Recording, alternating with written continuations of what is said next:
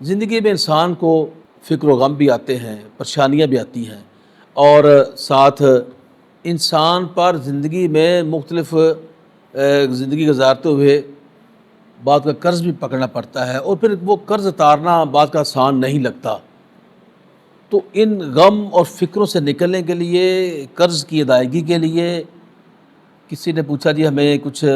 اس طرح کا بتا دیں کہ اللہ تعالیٰ کرے ہمیں قرض سے بھی نجات مل جائے، اور ہمارا یہ فکر ہے، یہ غم ہے، یہ پریشانی، یہ بھی دور ہو جائے۔ تو میں سرکار مدینہ صلی اللہ علیہ وسلم کے ہی فرمان کے مطابق حدیث میں سے یہ وظیفہ جو مجھے ملا ہے،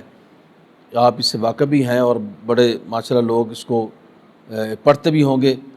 اگر اس کو آپ سمجھ کے محبت کے ساتھ پڑھیں گے تو انشاءاللہ تعالیٰ یہ جس مقصد کے لیے آپ پڑھیں گے، اللہ تعالیٰ اس کا آپ کو فائدہ عطا فرمائیں گے۔ آقا علیہ الصلوۃ والسلام نے فرمایا اگر کوئی غم، فکر یا پریشانی لاحق ہو جائے، حضور علیہ الصلوۃ والسلام کا معمول یہ تھا کہ آپ کو بھی اگر کوئی فکر و غم آتا تو آپ اللہ تعالیٰ کے حضور یہ پڑھتے، یا حی یا قیوم برحمتک استغیث، یا حی یا قیوم برحمتک استغیث، یہ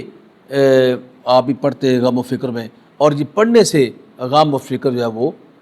دور ہو جاتا ہے۔ اس کو پڑھنے کا طریقہ یہ ہے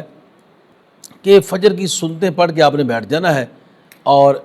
اس کو آپ نے 40 مرتبہ پڑھنا ہے، یا حی یا قیوم برحمتک استغیث۔ آپ نے اس کو 40 بار پڑھنا ہے فجر کی سنتیں پڑھنے کے بعد، 40 بار پڑھ کے، اور پھر آپ نے فرض ادا کرنے ہیں، اور فرض ادا کرنے کے بعد پھر آپ نے اپنی وہ نماز مکمل کرنے کے بعد اللہ سے دعا کرنی ہے، یا اللہ میرا یہ فکر ہے، یہ غم ہے، یا یہ مجھے مصیبت ہے جو جا نہیں رہی، انشاءاللہ اس کے پڑھنے سے وہ فکر غم بھی دور ہو جائے گا، وہ جو مشکل ہے وہ بھی ٹل جائے گی، جو مصیبت آئی وہ بھی ٹل جائے گی۔ اللہ تعالیٰ آپ کے لیے آسانی کا وقت بھی لے کے آئے گا جب اگر یہ بندہ پڑھے گا۔ اور پھر ہم نے ذکر کیا تھا کہ اگر کسی پر قرضہ ہے اور قرضہ اتر نہیں رہا،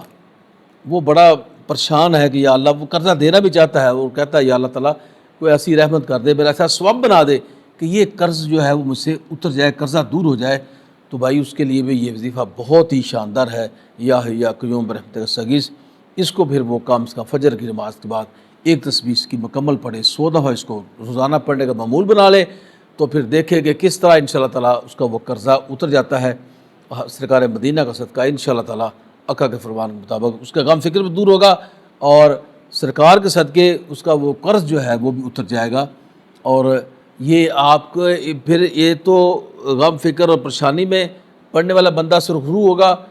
جس پر قرضہ ہے اس کا قرضہ بھی اتر جائے گا، اللہ تعالیٰ ثواب بنا دیں گے، اس جگہ سے وہ اللہ مسبب الثواب اسباب پیدا فرما دیں گے کہ وہاں سے رزق آئے گا، وہاں سے روپے پیسے اللہ بھیجیں گے کہ آپ کا وہ قرضہ آسانی کے ساتھ اتر جائے گا انشاءاللہ تعالیٰ۔ صدق دل سے پڑھیے گا، محبت سے پڑھیے گا،